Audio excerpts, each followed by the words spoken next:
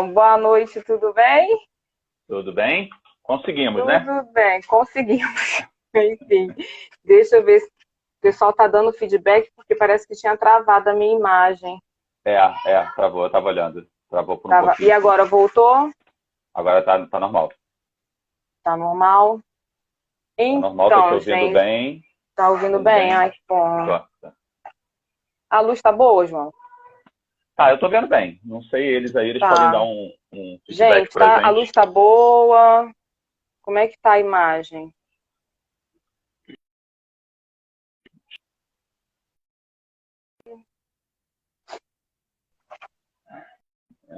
Acho que é isso aqui mesmo. Bom, vejo bem, te ouço bem também. Também, né? Deixa só o pessoal falar. Leide? Ah, voltou. Tá tudo certo aí, o Mari? Mari, agora tá tudo ok. Ah, então tá ótimo. Então o pessoal tá falando que tá tudo ok. Então, João, boa noite, né? A gente tá fazendo A gente teve a ideia, né? A biblioteca do PGG, a gente teve a ideia que, como dia 29 de maio é o dia do geógrafo, a gente iria fazer na nossa biblioteca vários eventos, né? Mas aí a gente foi surpreendido por essa pandemia e a gente tentou se reinventar, né? Então a Exato. gente está criando vários acontecimentos no nosso Instagram, no Facebook. E como a gente tem visto, né? A gente tem o hábito de olhar várias coisas sobre geografia. A gente viu a sua entrevista, né, no Café História. A gente viu os seus vídeos no YouTube, que você tem um canal no YouTube. Aí a gente falou assim, vamos tentar chamar ele para ele falar um pouquinho sobre o que a gente está vivendo hoje, né, que é a questão do coronavírus, da pandemia, e vejo sobre um olhar geográfico, né, nada mais pertinente no momento a gente, no mês do geógrafo, ver um geógrafo falando dessa pandemia para a gente, né? Então, eu queria que você se apresentasse um pouquinho para quem não conhece você. E a gente tem umas questões, né, que você fala muito de globalização, da questão, né, de como a pandemia vai afetar essa questão, fala de urbanização. Então, eu queria que você falasse um pouquinho de você e a gente entrar no questionamento. Quem quiser mandar pergunta, pode mandar. O professor João vai responder na medida que elas forem chegando, tá bom? Então... Maravilha. Bom, pessoal, eu sou João Felipe Ribeiro é meu nome. Minha história com a geografia, estamos aqui num canal, imagino que com muita gente apaixonada pela geografia. A minha história de maior intimidade com a geografia começou em dezembro de 86, quando eu passei no vestibular para a UERJ. Numa época que era o vestibular unificado, peguei o último vestibular unificado lá e fui fazer o UERJ. Por que eu não fui para a FRJ? Porque eu tinha que estudar à noite, né? Porque eu já trabalhava e tal. Então era uma coisa da época. Então, o pessoal que é da FRJ, da UF, a minha escolha pela UERJ, que eu sou apaixonado pela UERJ também, mas foi mais por uma questão de horário. Eu terminei a graduação de Geografia em 90, comecei a dar aula num colégio estadual em Campo Grande, que é o Instituto Sara Kubitschek, em fevereiro de 91, com 21 anos, e estou aí, há 30 anos em sala de aula dos mais variados lugares. Na rede pública eu fiquei 7 anos, trabalho hoje na rede privada, trabalho em escolas de ensino médio e trabalho com concurso para diplomacia também já há 17 anos, né, que tem uma prova de geografia muito, muito puxada. E sou um apaixonado, assim, enlouquecido pela geografia, vejo geografia em tudo, enche o saco das pessoas com geografia, para mim tudo é geografia, né? Então minha mulher tem que ter muita paciência comigo, não, porque ali, tudo é espaço, tudo é território e tal. E o convite do Café História, a pessoa que me convidou, na verdade foi meu aluno no ensino médio, hoje é professor de História na UNB, e ele me pediu exatamente isso. Pô, João, tu topa fazer uma entrevista comigo, assim, eu queria ver como é que a geografia está enxergando essas coisas. E, assim, a gente que é apaixonado pela geografia, a gente tem uma obsessão que ela é locacional. Então, a gente, como cidadão, tá todo mundo nesse barco, angustiado, né? Quem pode estar em casa, né? Porque nem todo mundo pode. Tem os seus problemas por estar preso em casa, imaginando o que é o mundo do futuro. Ao mesmo tempo que, assim, é fenomenal o que a gente está vivendo, porque eu não sei a idade de quem está me vendo, eu estou reconhecendo aqui alguns ex-alunos, mas isso é um evento, para mim, do nível 11 de setembro, com uma diferença. O 11 de setembro foi aquela coisa meio assim, todo mundo que já tinha uma certa idade, 10, 11, 12 anos, no 11 de setembro de 2001, sabe exatamente onde estava. Eu sei onde eu estava. Num colégio, em Eu também lembro. Cascadura, estava em sala de aula às 9 da manhã, E aí um garoto, todo mundo sabe onde estava, e um garoto foi lá fora e na cantina tinha uma televisão e ele voltou e falou assim, professor, aí vinha aquelas coisas meio loucas, a gente está atacando os Estados Unidos e isso, aquilo. A gente está vivendo um evento assim, comparável, obviamente, com outras dimensões, mas que é escancarar o que é o mundo globalizado. Dia desse, minha esposa chamou atenção para isso, que ela falou assim, pô, é interessante quem segue celebridade no Instagram ver uma celebridade italiana, americana, francesa, japonesa, estando na mesma situação que a gente. Isso é algo meio único, né? Porque a gente, como espectador de eventos globalizados, a gente já é acostumado a ver uma entrega do Oscar, por exemplo, e as pessoas no Twitter comentando, ou a Copa do Mundo, uma coisa dessa. Mas dessa vez a gente não está como espectador, a gente está como protagonista também. E é assim, ao mesmo tempo que é assustador, porque a gente não sabe o que será esse mundo, né? Pós, né? Porque a gente vai sair disso. Com qual efeito, com qual impacto para além das mortes, a gente não sabe ainda, mas a gente vai sair. A questão para a gente é o mundo, quase todos nós que estamos muito interessados no assunto, temos visto aqui no Brasil um infectologista que é o Átila, né? O Átila tem explicado muita coisa, teve no Roda Viva Sensacional e tal, tem feito umas lives também. E, cara, eu já não sei exatamente quantos dias eu estou em casa, né? Porque desde o início as escolas meio que travaram, foram as primeiras coisas que pararam aqui no Rio de Janeiro. Eu acho que já tem uns 45, 46 dias. Eu lembro exatamente a primeira vez que eu vi esse cara falando, e ele falando assim, cara, olha só, vocês têm que entender que o mundo anterior acabou, agora é outro.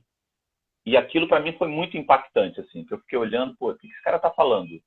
E era exatamente assim, esse mundo anterior não existe mais. Como é que vai ser o outro? Ele vai ser melhor, vai ser pior? É uma outra história.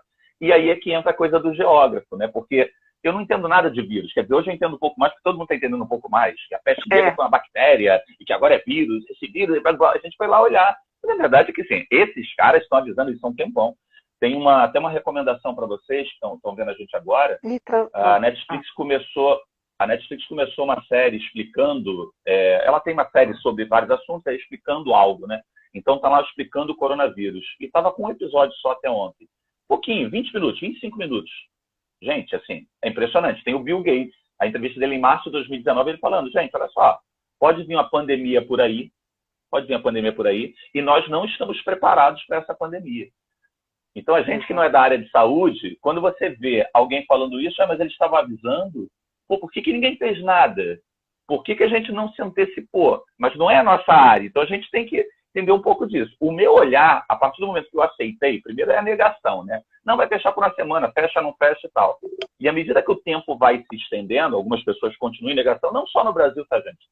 É que no Brasil a gente tem essa coisa muito polarizada que você vive a tua vida política. Você gosta do presidente, não gosta do presidente, por aí vai. Mas olha só, conversa com pessoas nos Estados Unidos, na Itália, na Espanha, e foi a mesma coisa, para um pouco mais intenso, um pouco menos intenso, de pessoas que estão vendo lá seus negócios sendo tragados e não queriam aceitar. A gente ficou aquela coisa da negação. No momento que eu aceitei que era algo de um impacto que a gente não estava preparado, a gente não estava imaginando, eu comecei a pensar assim, cara, e na geografia? Assim, aí eu particularmente comecei a olhar como é que a gente na geografia enxerga isso. Eu tenho esse canal do YouTube também que nasceu de maneira muito, muito curiosa, muito inusitada. Eu tenho viajado muito nos últimos anos, né? Estava viajando muito, já não estou mais, ninguém está. E aí eu comecei a fazer uns vídeos em alguns lugares de coisas que eu dou aula nesses 30 anos que eu dou aula. Então, coisas que eu ia explicando e eu, pô, se eu estou no deserto do Atacama, eu quero fazer um vídeo explicando o que existe no deserto do Atacama. Se eu estou... E assim eu fui fazendo e colocando assim de maneira completamente despretensiosa. Mas é aquilo, são 30 anos dando aula, então é muito ex-aluno, então aparece muita gente. E aí eu fiz o primeiro, que ia ser o único. Então, quando eu fiz o vídeo, o Coronavírus e Globalização, num domingo, eu acho que foi logo no primeiro domingo pós-fechamento das escolas e o anúncio que o comércio não ia abrir no Rio de Janeiro segunda-feira. Eu acho que você diz que parece que teve a primeira morte, né? Uma coisa assim que se fala, né? Exatamente, foi a primeira morte, exatamente, que foi, aliás, uma diarista, uma empregada doméstica em São Paulo. Isso já era para a gente uma coisa geográfica importante, né? Porque eu até conto num dos vídeos desse que eu fiz, que eu já fiz uns 6, que quando ainda as coisas... Logo naquela primeira semana, que as escolas já estavam fechadas, mas nem tudo estava fechado, e eu, na terça-feira, eu fui gravar uma aula no centro do Rio. E aí minha esposa falou assim, você não vai de metrô, não. Aí eu fui de metrô, aí eu fui de carro, e aí estava sem gasolina, parei num posto aqui na Rua São Clemente, em Botafogo, e tinha lá um taxista, as coisas já meio fechadas, e um taxista aos altos braços, isso é doença de rico, rico que vai morrer com isso, rico, você vê que absurdo, né? Rico é que viaja, e o primeiro morto foi alguém que provavelmente nunca saiu do Brasil, né? Mas aí a pessoa que viajou, acho que para a Itália, João, inclusive, contaminou. Voltou. O meu aqui eu acho que estava funcionando. E contaminou. E aí eu me motivei a fazer o vídeo. Por quê? Se foi por causa do taxista que eu fiz o vídeo? Não, mas porque a gente estava ouvindo isso. Não, isso é doença de quem viajou, que é uma loucura. Porque talvez das coisas mais importantes para a gente na geografia dos últimos anos é ter a percepção de que o professor Milton Santos, que fez aniversário, faria aniversário ontem, explicou isso muito bem para a gente. Os fluxos superaram os fixos. E como é fluxo, na verdade a gente estava olhando para a China e a doença não veio para o Brasil via China, veio via Itália. Porque você tem muito mais brasileiros que vão à Itália do que à China. E na Itália, quem foi contaminado na Itália, você vê, não foi o sul da Itália, não foi na Basilicata, não foi na Calábria, não foi na Sicília, foi pela Lombardia, não foi por acaso, foi pela Lombardia. Nos Estados Unidos, agora está espalhando mais, mas inicialmente quem é mais afetado? Nova York. Aí no Brasil, quem é mais afetado? São Paulo. Gente, isso para a gente em geografia está desenhado. Para quem não tem a obsessão geográfica que a gente tem, talvez passe desapercebido. Você tem os nós da globalização e como você tem um mundo hoje muito integrado, através desses nós, é que você teve a circulação da doença. Então, veio daí. Aí acabou que, acho que está todo mundo meio confinado mesmo, né? E um monte de gente começou a mandar mensagem, faz outro, faz de urbanização, faz um de indicador demográfico que a gente não sabe direito, faz um de cadeia global de valor, e foi surgindo assim.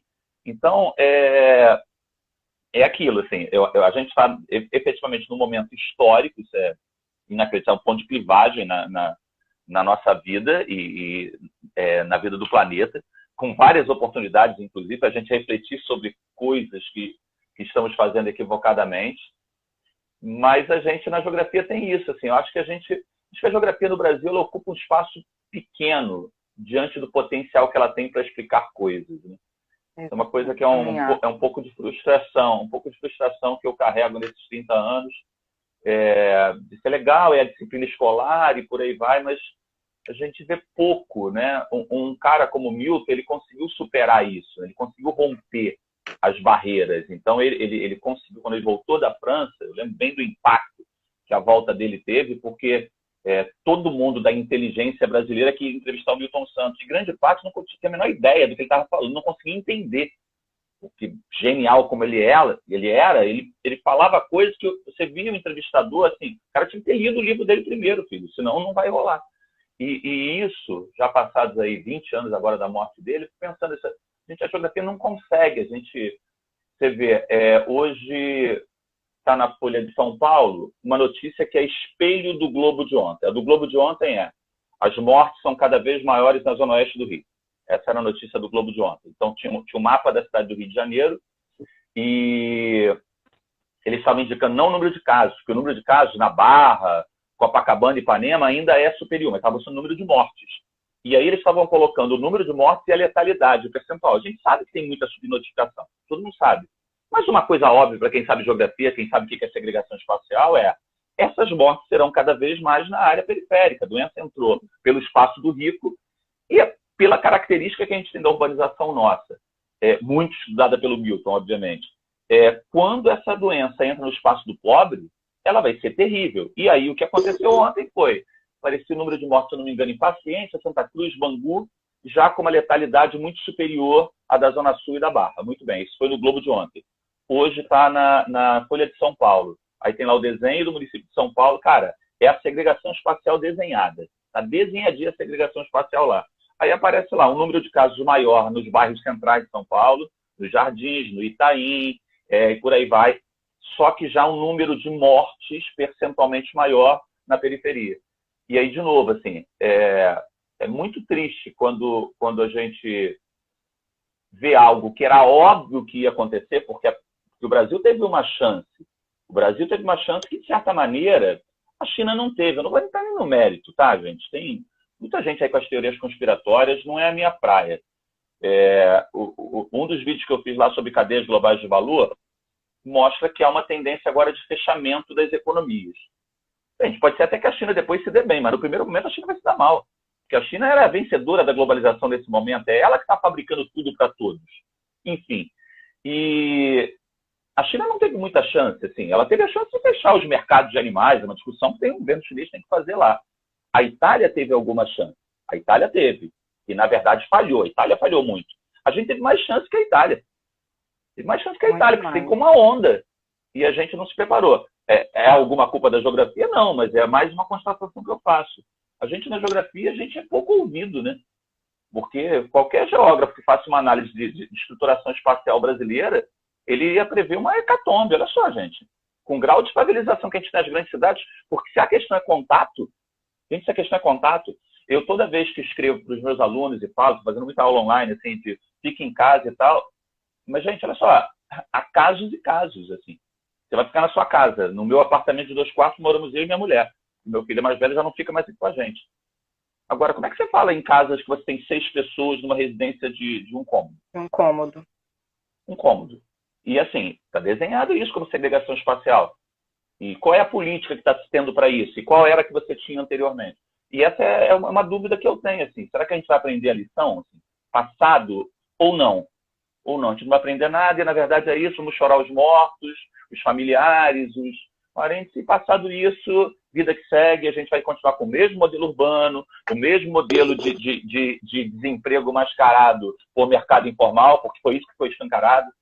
É muito interessante ver, inclusive, a guinada, o contorcionismo verbal, intelectual que a imprensa está fazendo agora, uma imprensa em que em nenhum momento questionou você ter metade dos trabalhadores do Brasil no mercado informal. Metade.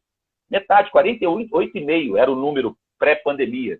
Pô, você pega de cada 100 trabalhadores do Brasil, 48 estão no mercado informal. Pô, vai dar super certo. Aí vem a pandemia. Aí acontece o quê? Você quer fazer lockdown, quer fazer isolamento aqui, como se faz num país como Portugal, como a Espanha e a Itália, vai ter uma dificuldade.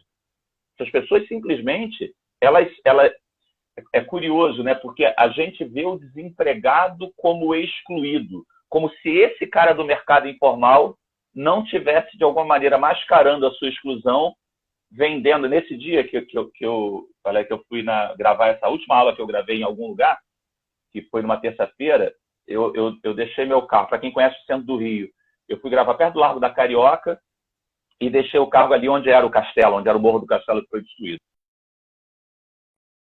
E quando eu vim andando na cidade, eu tirei umas fotos do Largo da Carioca e tinha vários camelôs tentando vender coisa. Aquilo me deu uma tristeza, que eu falei, meu Deus do céu, essas pessoas vão sofrer demais. Porque são pessoas que vivem do movimento, elas vivem disso. Porque eu, na escola que eu trabalho, a escola está tentando se reinventar. Os pais estão com as crianças em casa e as pessoas estão tentando dar aula e não sei o quê. E esses 48% que estavam lá, estavam escancarados. Então a favela estava escancarada, a segregação espacial estava escancarada, o mercado informal também estava, e agora, de repente, caramba, está dando problema. E nem isso, em alguns níveis de governo, nem isso está se dando. Então a minha dúvida só vamos chorar os mortos, vamos ficar tristes e nada vai acontecer desse modelo? Ou vai ter uma mudança, entendeu?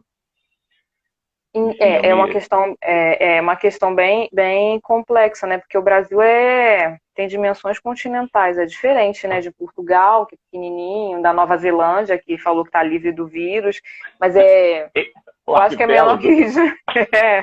Então, assim, mas assim, pois é, então assim, é muito complicado para a gente, ainda mais você falou da questão das favelas, como fazer isolamento social numa casa onde só tem um cômodo, e eu acho que foi ontem que eu vi, não, foi essa semana que eu vi uma casa que tinha 20 pessoas. Uma casa com 20 pessoas. E tinha um senhor de 81 anos. Eu falei, gente, como é que dá para fazer isolamento numa casa assim? Era uma casa pequena, então é bem complicado.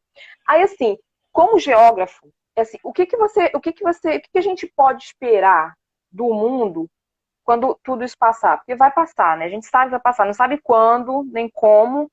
Mas você acha que o que vai mudar? Você acha que muda alguma coisa geograficamente falando, ou demograficamente falando? A Bom, questão da urbanização?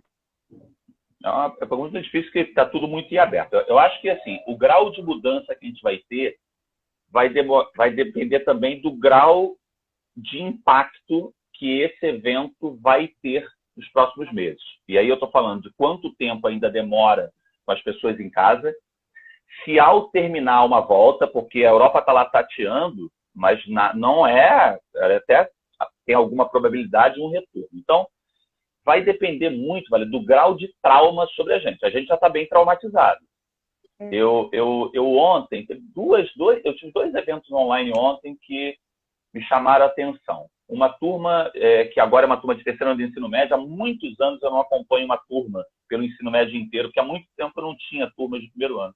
E numa escola que eu entrei há 3 anos, eu acompanhei essa turma. Então, é um pessoal que conheço todos pelo nome, eu conheço a história. Eu vi esses garotos com 14, 15 anos, que agora tem 17 e tal. E ontem eu estava com uns 50 deles e eu achei eles muito para baixo.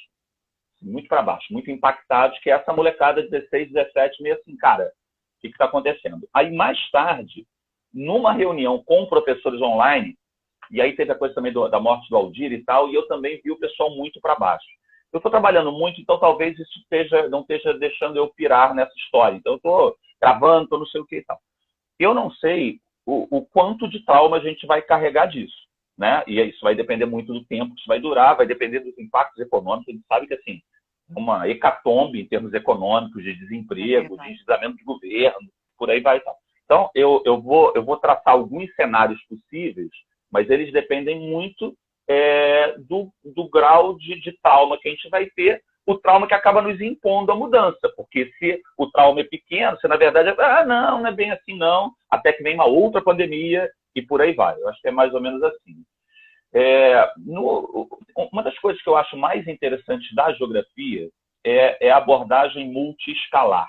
Falo sempre em geografia, se tem uma coisa que me encanta em pensar geografia, em dar aula de geografia, é essa coisa de eu falar de uma rua do centro do Rio, e quem está me vendo que não está no Rio não tem nenhum problema, porque o exemplo você poder transplantar para a sua cidade e, ao mesmo tempo, a gente linkar isso com alguma coisa que está acontecendo na China. Isso eu acho encantador, porque não foi o mundo que eu conheci quando eu tinha 14, 15 anos. Quando eu escolhi fazer geografia, o mundo não era globalizado dessa maneira, porque a técnica não era tão avançada.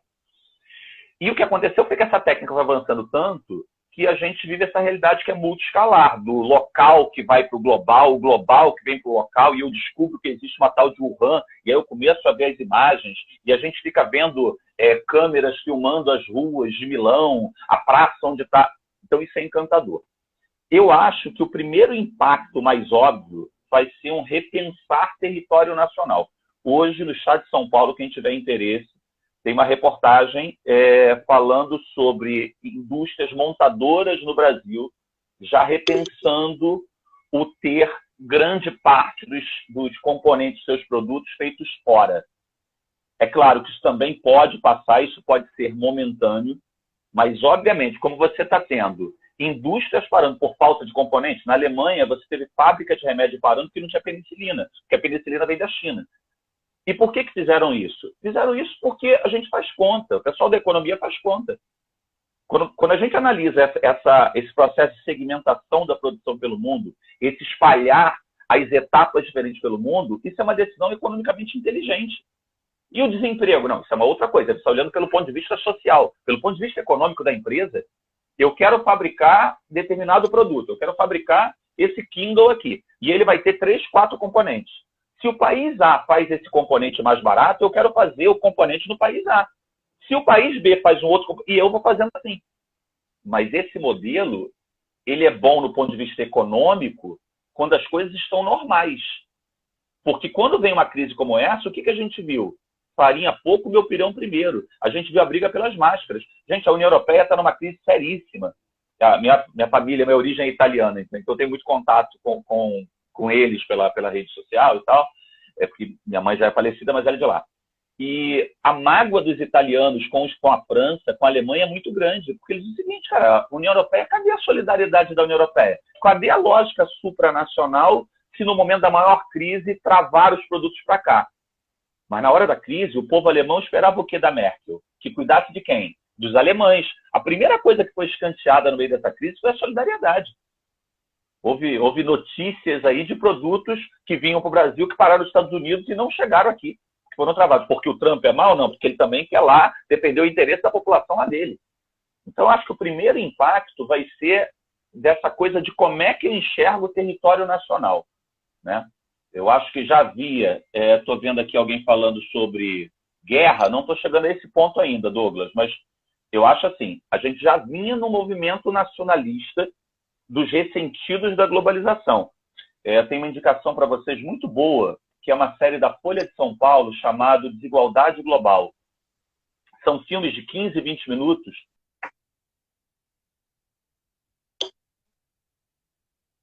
Parou só pra mim.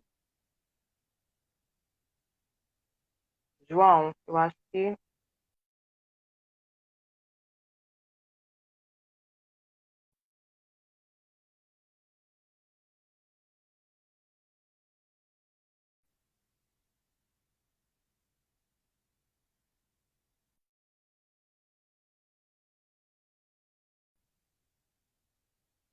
Ah, peraí.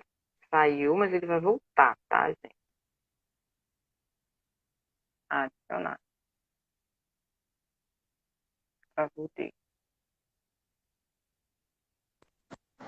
Acho que eu voltei. Voltou. Me ouvem? Voltou. Eu caí, eu fiquei ouvindo o meu próprio áudio. Eu estava falando para vocês que tem uma série da Folha de São Paulo chamada Desigualdade Global, que são filmes de 15 a 20 minutos sobre... Não foi eu que apertei, não. Não, olha só, não foi. Está acontecendo um comentário ali, porque numa aula online ontem aconteceu de eu desligar o microfone. Dessa vez não fui eu, tá? Estão fazendo bullying. Não, Caio, ele não foi ocupado. E eles fazem nessa série, eles entrevistam muito dos ressentidos com a globalização. Então, essa onda nacionalista que o Douglas falou aí, ela não é de agora. A própria eleição do Trump é muito em cima do discurso. Quando você fala America First, não é um discurso globalizador, né? É um discurso de fechamento. Mas me parece óbvio que, pelo menos no primeiro momento da pandemia, vai fortalecer a lógica nacionalista, né? A lógica nacionalista. Essa reportagem hoje do Estado de São Paulo fala disso, dessas indústrias considerando a possibilidade de fabricar aqui. Você vai ter um aumento enorme do desemprego. Tá? Você tem uma crise econômica que vai ser gigantesca. O próprio discurso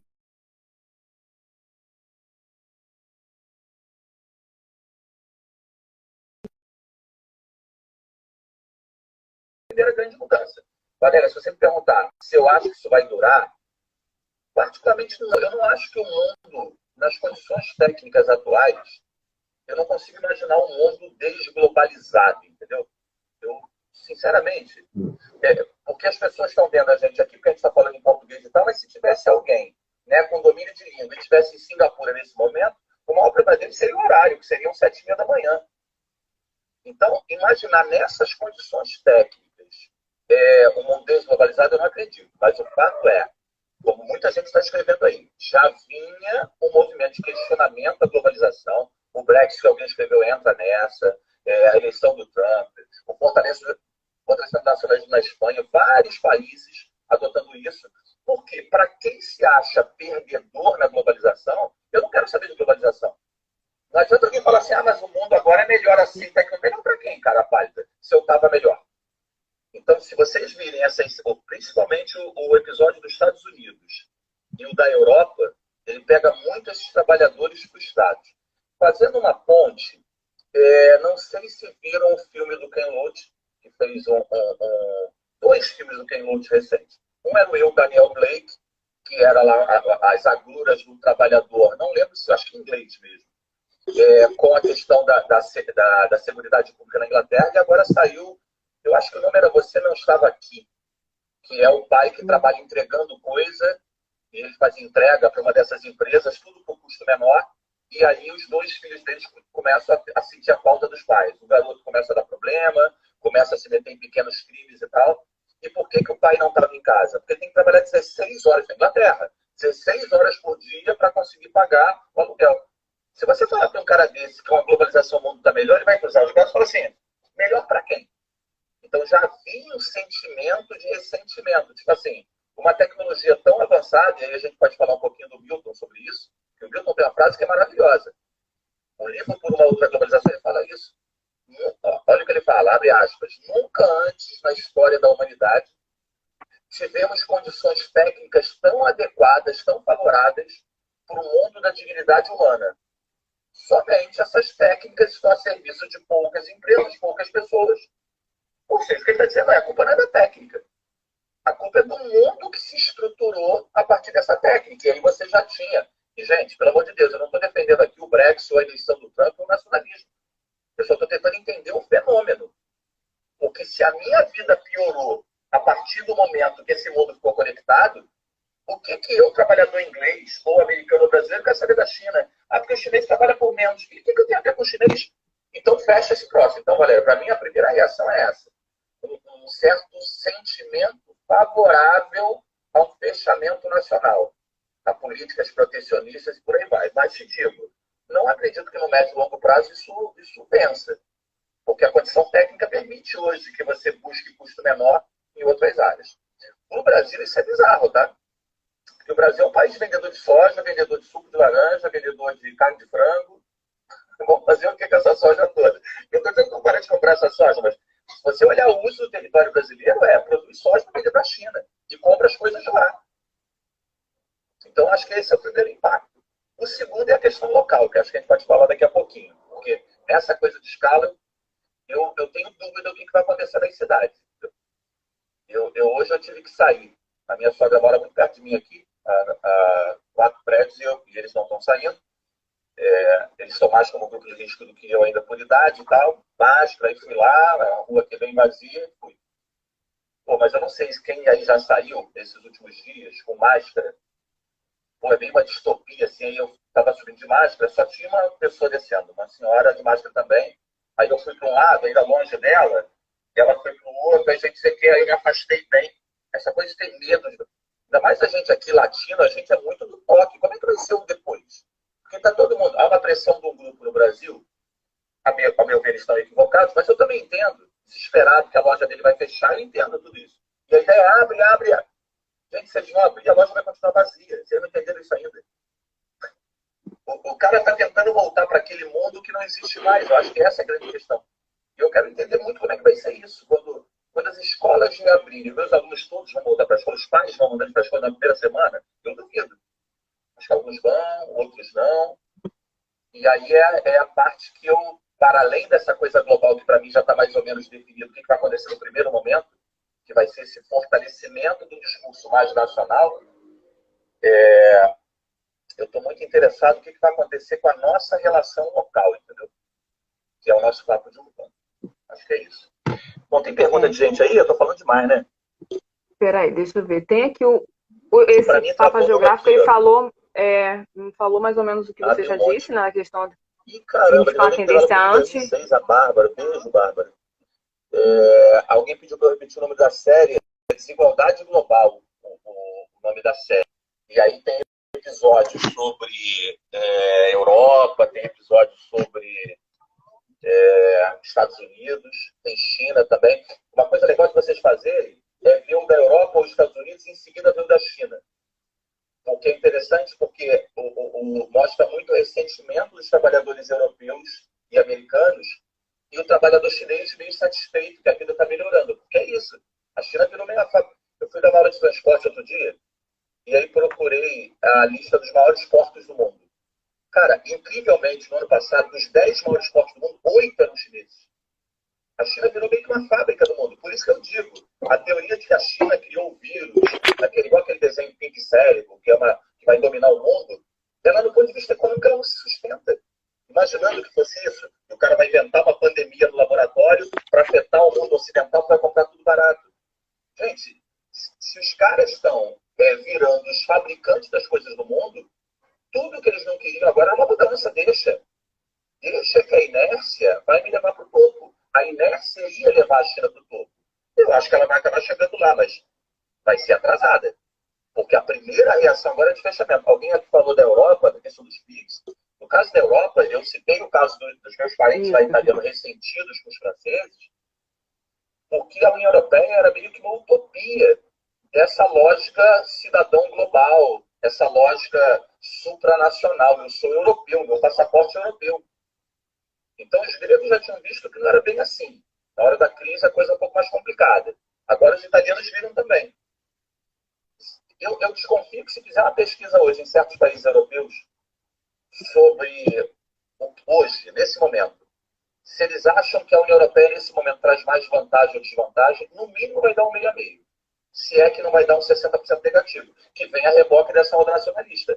O que me deixa muito triste, porque a União Europeia, a despeito de uma série de críticas que a gente possa fazer a eles, da política migratória e tal, a União Europeia ela tinha essa coisa da utopia.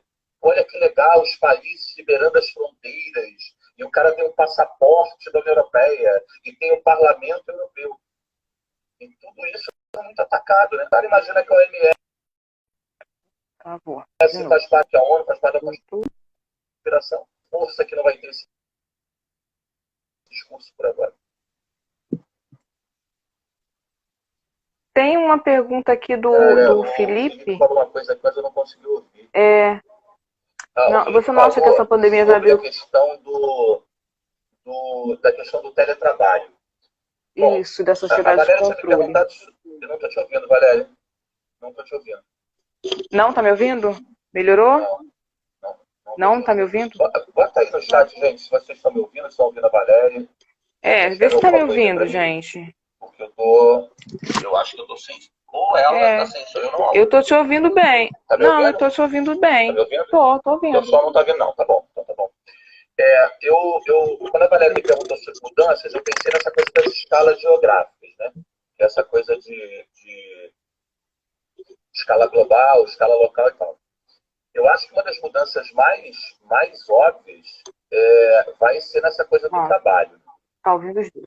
No mundo do trabalho, isso já era, Felipe, uma tendência e eu acho que ela vai ser acelerada.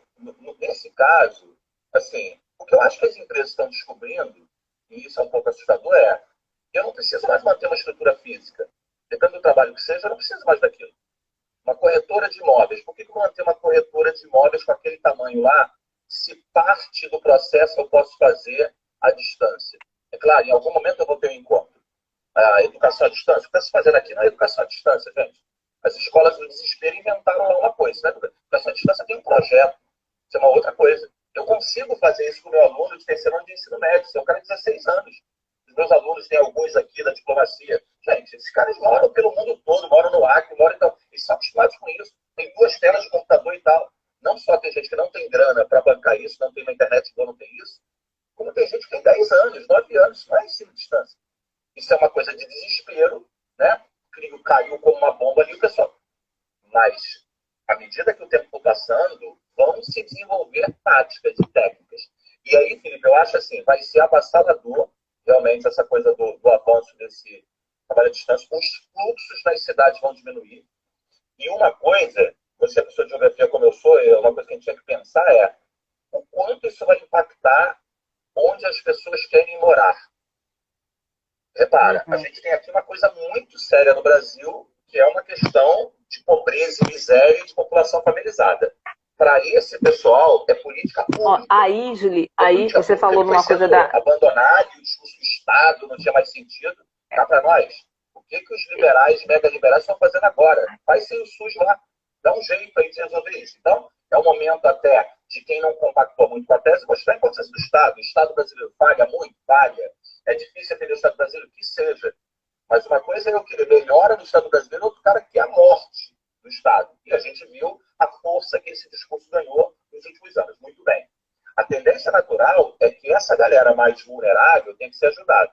Agora, imaginando a nossa situação, 2 professores, pessoas de classe média, imaginando a situação da elite, ou mesmo de uma classe média baixa, cara, eu não sei até que ponto ficar morando numa área central, num imóvel de 40 metros quadrados, vai compensar ser. Vamos acompanhar, vamos pensar. Ele não está me ouvindo? Tá assim.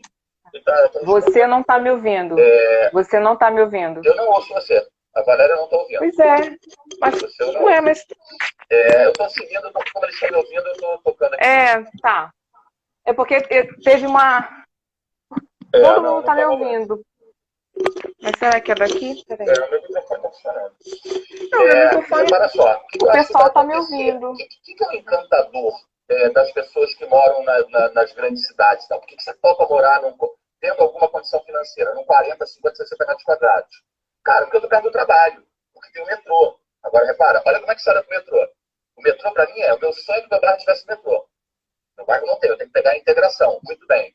Como é que as pessoas vão enxergar o metrô no pós-pandemia? Deixa eu tentar sem o fone, talvez.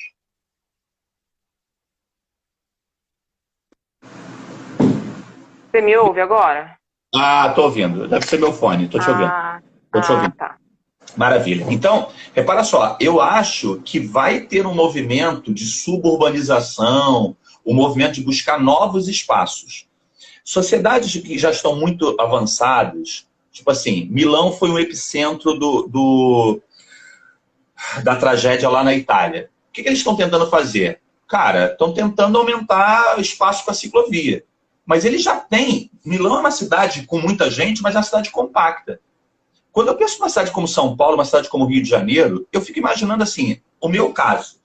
Eu ainda trabalho em escola, mas se eu começar a fazer as minhas aulas online, eu vou discutir se eu quero morar onde eu moro.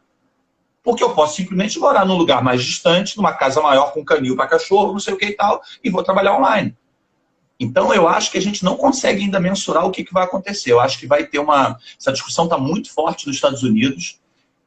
Vocês têm que procurar em inglês. Tem um artigo de uma... Ah, que bom, Bárbara. O áudio ficou melhor. Tem um artigo, eu não lembro agora não é da New Yorker, mas procure em inglês como o fim de Nova York, The End of New York. Que o cara, nos Estados Unidos já é muito comum essa discussão, porque esse movimento dos Estados Unidos é mais antigo. Essa coisa de morar no subúrbio. Os Estados Unidos tem um embate há muito tempo de quem mora nas áreas centrais das cidades e quem mora no subúrbio. Esse embate é clássico. Quem tiver interesse no assunto, procura uma autora chamada Jane Jacobs, que ela tem um livro lá dos anos... Não é geógrafa, tá? Ela era da área de comunicação e virou urbanista. Tudo. Escreveu sobre a morte. Ela morava em Nova York e ela dizia que aquela onda de fazer autopista e levar o pessoal para o clube seria a morte das grandes cidades. Então, os Estados Unidos é uma coisa consolidada, esse embate entre o cara que mora na área central de São Francisco, o cara que mora na área central de Nova York e o cara que mora no subúrbio. Mas eu tenho a impressão, respondendo, finalizando aí com o Felipe, que vai ter um impacto muito disso, assim. Onde vai morar? Você fala, mas o que adianta morar lá e ter que pegar o transporte? Pois é, mas aí é que entra o teletrabalho. O teletrabalho ele vai impactar isso de uma maneira muito louca, né? Porque não é só uma coisa do transporte público.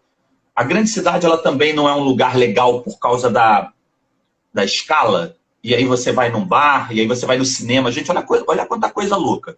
Hoje tem uma notícia de demissão em massa em alguns cinemas aqui do Rio. E o pessoal no Twitter lá caindo de pau. Gente, eu não sei se tem que demitir ou não tem que demitir. Como é que vai ser o cinema depois que acabar isso? As pessoas vão voltar aí ao cinema? No volume que volta. E aí volta aquele papo inicial. Depende do tamanho do trauma. Fala, João, você falou de uma questão interessante. O meu marido ele trabalha com cinema, né? Ele trabalha na ingresso.com. Então, assim, ele está trabalhando de casa desde o início. E ele trabalha, assim, são várias tentativas. E hoje ele falou para mim que, assim, como é uma empresa que trabalha com internet, com informática, com tecnologia, eles têm vários processos de certificação. Então o chefe dele virou para ele e falou assim, mas de que adianta a gente se certificar se não tiver quem vá ao cinema, se o cinema não abrir? Então eles estão trabalhando com uma projeção para agosto, para julho, agosto. E isso é uma questão que vai ter que se repensar, né? Como é que, assim, na volta da pandemia, todo mundo vai voltar para ir para o cinema? Numa sala que cabe 100 pessoas, 200 pessoas? Eu acho que vai ser uma coisa bem diferente. Eu acho que esse mundo que a gente vive, eu acho que realmente ele acabou. Pensando em emprego, assim, setor de evento, turismo, aviação, é um negócio meio assim, cara, como é que vai ser isso? Mas, de novo, pessoal, depende do tamanho do trauma. Aí vamos pensar em pessoal que é muito otimista. imaginando que mais 3 semanas, 4 semanas, o número de mortes comece a cair no Brasil, reabra e tal. Pode ser. Mas eu acho que o próprio período que a gente ficou em casa tem um outro lado, que é o repensar a tua própria vida, né? Que é meio assim, o que é muito importante para mim, assim? O que você está sentindo muita falta? Alguém escreveu isso outro dia. Eu sinto falta de dar um abraço pro meu filho, pô. Que eu vejo meu filho lá no celular, mas... E olha que meu filho tem 25 anos, eu fico imaginando quem aí, pai separado, mãe separada, que não está com filho, e tem 10, 12 anos, e por acaso um dos dois é... E é isso, assim. E eu acho que essa vida que a gente está muito... A verdade, pessoal, antes da pandemia os últimos anos não estavam maneiros. Acredita no que eu estou falando. Eu trabalho há muitos anos no centro do Rio. E uma coisa que vinha me chamando a atenção nos últimos anos era o grau de estresse dos trabalhadores, assim. Essa coisa da meta, do não sei o que e tal. Tipo assim, para onde a gente estava indo? A gente estava caminhando exatamente para onde? Eu costumo brincar que quando eu ia dar aula sexta-feira e eu saía, assim, final de tarde de algum lugar do centro, eu olhava os trabalhadores chegando meio assim, aqueles engravatados e tal, no bar, para aquele happy hour da sexta-feira, e parece que o chopp era mais remédio do que chopp. Assim, o primeiro o cara tomava assim. Porque assim, aí trabalha lá e trabalha em casa, aí o e-mail te manda de madrugada e por aí vai. O detalhe curioso é que a gente tinha a ilusão, quem nunca fez home office e tal, que indo trabalhar em casa, ia trabalhar menos. E na verdade, assim... A questão é o tipo de relação que você estabelece. É o que você tem que entregar, entendeu? Porque a tecnologia ela vai te exigindo cada vez mais. Então, é muito difícil, assim. É muito difícil. Agora, só para não deixar também essa coisa tão pessimista. Então, a gente da geografia, quem gosta da geografia humanista, sabe que a gente valoriza muito o lugar, né? A gente tem uma relação afetiva com os lugares. Alguém estava com saudade de academia aqui. Mas tem gente que pode estar com saudade. A Isley. Para trabalhar com academia. Eu posso estar com saudade de ir, sei lá, na Lagoa. O outro está com saudade de ir no aterro. O outro está com saudade do Maracanã. O Flamengo estava voando, cara. Repara que você tem uma relação com o espaço. A gente vai abrir mão de tudo isso assim para ir morar em tal lugar? Eu não sei. Eu não sei, entendeu? É impressionante. É histórico, gente. Eu não imaginava estar vivendo isso. Alguém falou alguma coisa aqui. Está falando sobre a questão do impacto na economia de Estado e município. Eu não consegui ler o nome da pessoa, mas Juan, a verdade, Juan, é assim, a Federação Brasileira está posta à prova, né? Na verdade, ela está posta à prova desde a Constituição de 88, que, na verdade, fez algumas modificações de atribuição, mas não redividiu o dinheiro. Então, uma das coisas que o candidato a presidente que ganhou falava, mais Brasil, menos Brasília, ele não está tocando. Muito pelo contrário, ele está tentando lá controlar as coisas. Então, eu acho que vai ter que ter um redesenho, porque a gente vive no município, né? A gente vive no município, a gente vive na cidade, a gente não vive na União. E essa crise dos estados e dos municípios vai levar até um questionamento do poder, da força desse poder central. Que a crise econômica será terrível e vai impactar também nas contas do poder público, não há a menor dúvida. Assim. Só você imaginar o que vai ser a arrecadação que você vai ter. Mas, de novo, eu sou geógrafo, eu não sou economista, não sou cientista político, então eu não sei muito sobre isso. O que eu sei te falar vai ter um embate na cabeça de cada um que tem alguma condição financeira, eu quero continuar morando aqui porque eu gosto desse lugar. Professor, essa crise da Covid pode significar uma maior atuação do Estado na economia para reverter essa situação? Não tenho dúvida. É a nossa hora. Você que eu imagino que concorda comigo, que acha que esse discurso da morte do Estado e que deixa que a economia se autorregula, a gente geralmente na geografia tem a dificuldade de enxergar isso. A gente sabe que as coisas são mais complexas. Eu não tenho a menor dúvida. Antes da saída do Mandetta do Ministério, ele lá com o seu jaleco do SUS o tempo todo, e olha que o Mandetta não era exatamente o cara mais simpático ao SUS. É só você pesquisar lá. Olha lá, a camisa do SUS. Olha. Para nós é Estados Unidos. Vamos lá, a gente é brasileiro e a gente tem muito problema aqui para falar dos outros.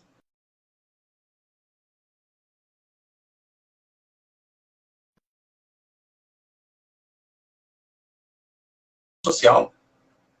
Discussão sobre o papel do Estado. De novo, pessoal, Estado brasileiro é difícil defender porque ele falha muito. Mas tem gente que quer a morte do Estado. Até falando de uma pessoa, para não ficar falando mal, falando só de quem a gente tem alguma restrição, um cara que eu curtia muito, fiquei muito triste com a morte dele, o jornalista Bolsonaro, talvez o grande... Oi? Tá vendo? Não, talvez o grande jornalista... Parado. Mas ele tinha uma coisa que me incomodava, que ele ficava assim, o Estado é seu maior inimigo, o Papa Jogar. Ele ficava assim, não sei se você ouvia ele no rádio de manhã, o Estado brasileiro faz um monte de cagada, né? Tem um monte de corrupção, um monte de desvio de grana, ineficiência, e ele ficava lá. O Estado é seu maior inimigo. E foi contribuindo para essa onda. Tem que tirar o Estado, tem que tirar o Estado. Aí vem numa situação como essa, como é que resolve? Como é que você enfrenta uma pandemia? De maneira privada, cada um com seu plano, aí eu vou ali e o outro não vai? Então não tenho dúvida que é um momento de fortalecimento. Né? O problema do Brasil é essa coisa meio oscilando muito, disforme, né? Disforme. Pois é. João, você até já falou alguma coisa, né, sobre a questão se a pandemia vai afetar a globalização. Você até já falou, né, que o Brasil, por exemplo, é uma coisa que eu acho que algumas pessoas, alguns países podem até pensar na questão do menos globalizado, mas eu acho que no momento que a gente já chegou num momento em que não dá para desglobalizar. Né? Ainda mais o Brasil, por exemplo, que a gente é muito dependente dos outros países, né? Então, assim, você já até falou um pouquinho, mas eu queria que você falasse só mais assim um pouquinho. O que vai acontecer com essa questão da globalização? No primeiro momento, a gente pode até ver alguns falando de antiglobalização, mas eu acho que é muito complicado. A gente está num momento em que a gente já depende de muita gente e outros países dependem de outros também, né? Então, não dá para se fechar. É difícil, de novo. Nas condições... porque, assim, vou mais uma vez recorrer à Bíblia Geográfica, que é o Milton Santos. O Milton falava muito de técnica e política. Então, o que é a técnica? Por que a geografia estuda tanta técnica? Por que ele falava tanto de meio técnico científico informacional? Porque a técnica ela é uma mediadora da relação sociedade-natureza. Então, uma coisa era produzir o espaço geográfico no século XI, a outra no século XIX, a outra é agora. Tanto é que a gente está aqui falando, pouco importa onde nós estejamos. Né? É mais importante a conexão da internet do que exatamente o lugar que você está. Muito bem. A técnica, ela permite que você produza o espaço geográfico de maneira diferente. Aí você está falando do mundo mais ou menos globalizado. A técnica permite que você faça um mundo mais globalizado ou não, mas não é ela que decide. O que decide é a política no sentido macro do termo. O conjunto de indivíduos que decidem fazer isso ou aquilo. Qual vai ser o nosso caminho político? Eu não estou falando do caminho partidário, político. Como conjunto de indivíduos, o que a gente vai querer? Me parece que no primeiro momento a gente vai estar mais aberto a um discurso de proteção nacional, de proteção local, como alguém falou. Mas eu concordo contigo, acho muito difícil. Nessas condições técnicas, eu não consigo imaginar um mundo em 2030 pouco globalizado. Pode acontecer? Até pode. Fechamento de fronteira e tal, mas é difícil na condição técnica atual, entendeu? O Ti Souza está perguntando se há algum aspecto que pode ser positivo pós-pandemia. Bom, aí é meio geografia, meio um cara trocando uma ideia contigo, tá? Eu acho que pode ter uma coisa positiva da gente refletir sobre a nossa vida, o que a gente está fazendo com a nossa vida. Posso falar de mim? Estou com 50 anos, dando aula há 30 anos, dando 48 aulas por semana. Por que merda eu estou fazendo isso? Por que eu estou trabalhando em 5 lugares? Porque já não era por uma questão de necessidade mais, porque eu atendo minha necessidade trabalhando em 3 lugares. É porque a sociedade, de certa maneira, impõe, eu quero ter tal coisa, e tu vai trocando vida por dinheiro e dinheiro por coisa. E para quê? O Mujica fala isso muito, né? O Mujica, claro que ele é um cara de uma outra categoria, mas ele com aquele fusquinha dele. Por que diabo vocês estão trocando vida por dinheiro e trocar dinheiro por traquitana? Quanta traquitana a gente não tem em casa? Agora, em quarentena, a gente percebeu isso. Primeiro, não usa pra nada, né? Eu posso usar essa camisa amanhã e de novo a mesma camisa e não sei o quê, bota outra e tal. E o segundo é, o que realmente é importante? Então, eu acho que tem uma coisa meio filosófica da gente pensar o que interessa para mim. Eu estou com saudade de jogar sinuca com meus amigos. Eu estou com saudade de tal coisa. O segundo ponto que eu acho que pode ser positivo é a relação com a natureza. Eu acho que essa falta que a gente está tendo do contato com natureza, de contato com rua e tal, pode fazer... se todos vocês viram essas fotos de pessoas que não viam, sei lá, uma montanha há 30 anos que só tinha poluição e, de repente, com a pandemia parou tudo e o cara lá na Índia voltou a ver o Himalaia. Eu vou topar depois de deixar de ver? Essa é a minha dúvida, assim. Eu acho que é uma oportunidade grande da gente efetivamente acreditar que tem que haver uma mudança na nossa relação com a natureza. Quem conhece um pouco da história da nossa relação com a natureza, eu falo isso lá no vídeo que eu fiz sobre coronavírus e meio ambiente, a nossa relação historicamente é muito predatória. A natureza existe para a gente tirar coisa. A gente tira coisa. E a gente está fazendo isso de tal maneira que a gente está colocando em risco a vida mesmo. E aí não vou nem entrar no mérito se o aquecimento global é humano, se não é. Mas fato olha as imagens dos rios, o que a gente faz com os rios, com o mar, e desmatamento em vários lugares. E para quê? Para arrumar uma grana para trocar para tal coisa. Num mundo de opulência, tá? Porque é vergonhoso que o mundo atual tenha fome, é vergonhoso que num país como os Estados Unidos tenha um cara morrendo lá por falta de recursos, assim, é coisa de sistema. Como é que vai resolver isso? Também não sei. Estão discutindo isso há muito tempo. Então, eu acho que é possível que diante da nossa falta de natureza, porque eu não estou em contato com ela, e de algumas imagens positivas, de águas mais limpas e tal, as pessoas acreditem mais nessa necessidade de mudança disso do que acreditaram com um papo de desenvolvimento sustentável, que vamos combinar? A política falou de desenvolvimento sustentável, a população nunca comprou essa ideia. A população não comprou essa ideia. Falava-se na burocracia isso, e a população continua mantendo a mesma lógica. Um bom termômetro para isso vai ser olhar o que vai acontecer com os carros no pós-pandemia, porque existe uma galera que acha que o volume de carros vai aumentar, porque eu não quero mais andar de metrô, porque eu não quero pegar o ônibus, aí eu vou para o carro. Mas se vai pegar o carro, vai poluir mais.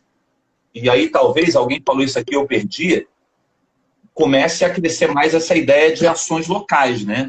Porque se eu moro mais perto do trabalho, se eu estou no teletrabalho, eu posso ir a pé, eu posso ir de bicicleta. Eu acho que é uma coisa que nós não estamos nesse estágio, felizmente.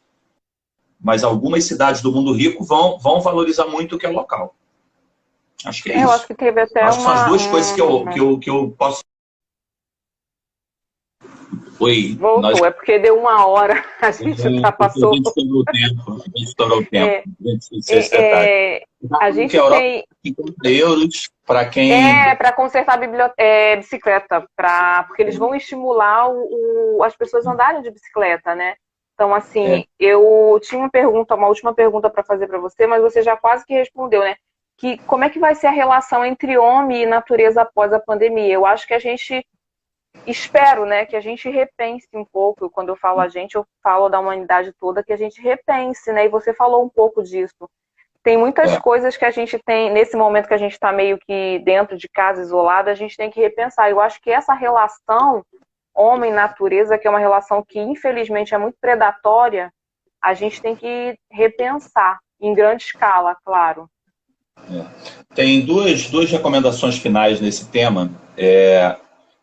Para quem é apaixonado por geografia, um grande autor da geografia humanista, que é um chinês radicado nos Estados Unidos, que é o Yu Fu Tuan, ele tem um livro famoso, ele é Topofilia, né? Topofilia trabalha exatamente com essa relação afetiva.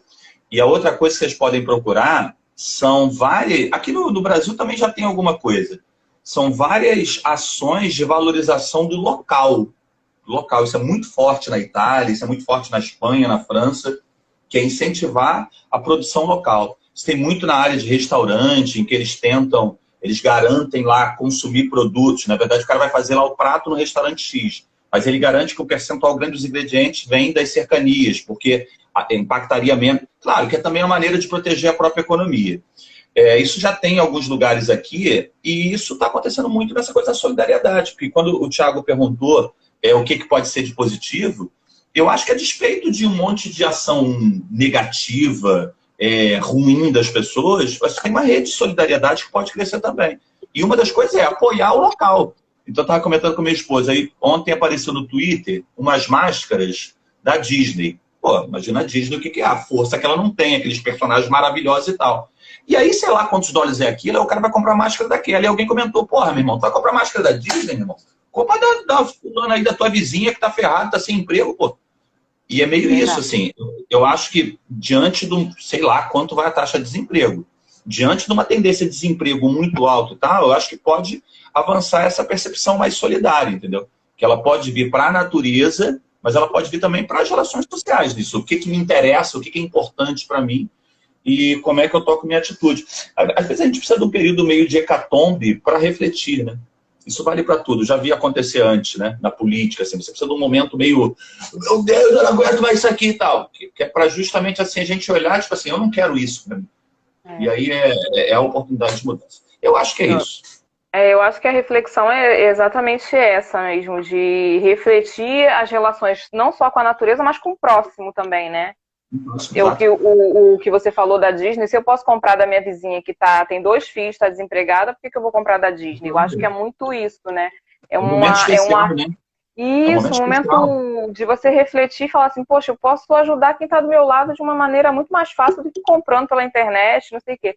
Então, assim, olha, João, eu queria te agradecer imensamente pela sua disponibilidade, por ter conversado com a gente sobre esse tema que está tão, né, mas de uma maneira diferente, né? A gente falou de vários assuntos, mas dentro dessa pandemia que a gente está vivendo, foi muito legal, muito produtivo. Queria te agradecer, te convidar que semana que vem a gente vai ter uma outra live sobre espaço, né? Sobre a relação do espaço. A gente vai falar com a professora Juliana lá de Juiz de Fora. Queria convidar todo mundo. E como você falou que é apaixonado pela geografia, eu acho que você vai gostar. Ela tem um material muito interessante. E queria deixar meus agradecimentos em nome da Biblioteca do PPGG, convidá-lo, depois dessa pandemia, a nos visitar também lá no Fundão, quando puder. Estaremos lá esperando. E dizer que foi muito produtivo, muito legal. Agradecer imensamente mesmo, tá? Maravilha, muito obrigado. Só responder uma pessoa que pediu indicações. A gente fez umas 3 ou 4 indicações ao longo aí do papo. Principalmente, eu gostei muito do Explicando o Coronavírus da Netflix, então procurem que é bem bom o primeiro episódio.